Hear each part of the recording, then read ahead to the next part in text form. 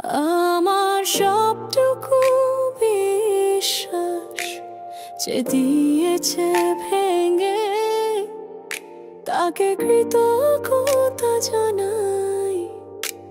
সে দিয়েছে আমার অন্ধ চোখে আলো, যার বিশালতার মাঝে আমি একটুকু পাইনি ঠাঁই।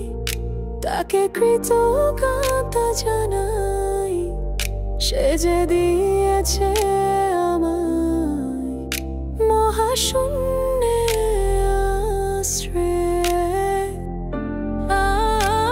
আমার সব অপূর্ণতাই যেন হয় আমার শূন্য পথের প্রতি শ্রেয়তম আশীর্বাদ।